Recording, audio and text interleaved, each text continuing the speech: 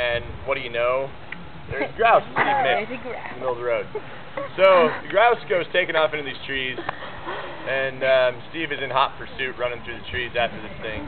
And he keeps hearing it like flush from tree to tree, because these grouse are like. Has anybody ever seen a grouse in the wild? Grouse? 1, 2, 3.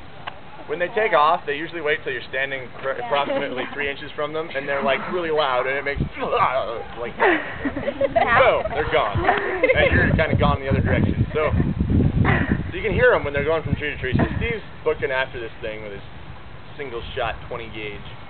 It's like the best first gun Steve ever had. Anyway, so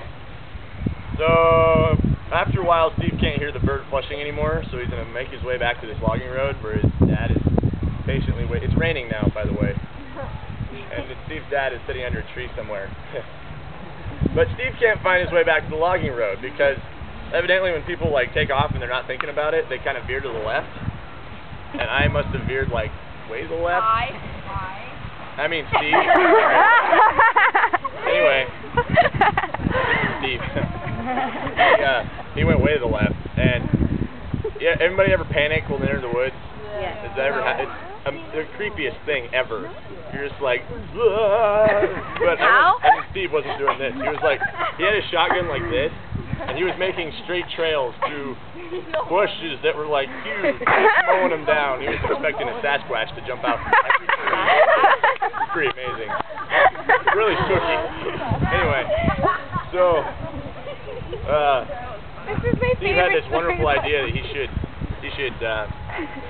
climb a tree, and then maybe. Stay where you are. No, I didn't. Steve didn't make a trail when he got to that place. It was like he was doing like stalking techniques for the first while until he lost the thing.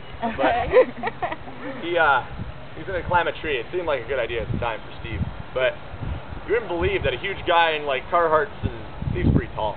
Carhartts and Romeos can go up a tree that fast. It was like, what do you do with a gun when you're doing gun safety stuff and you put it down to climb a tree? Put it on safety. Yeah. This is an old gun. It does not have a safety. You like you break it open, unload it, and then set it. Well, Steve you keep the ammunition left his shotgun cocked and loaded, and he leaned it against the same tree that he climbed up. So when Steve looked down, he sees his barrel like. So he gets up there to the top of the tree, and Dad type deal. But evidently, all those trees were planted at the same time because they're like miles of trees the same height, and you couldn't see any difference at all. But Steve has really good lungs. Dad is deaf, but he heard Steve somehow, and his dad has super good lungs also.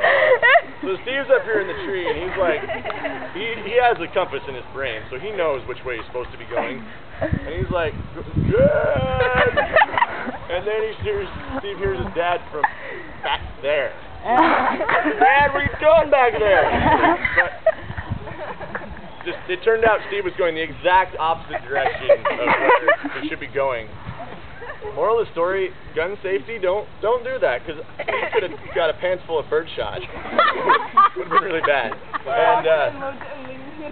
And also, when you get lost in the woods, sit still. Maybe like build a large bonfire. No, that would start a forest fire. Steve should not do that. Well, in Aberdeen, where Steve sometimes visits,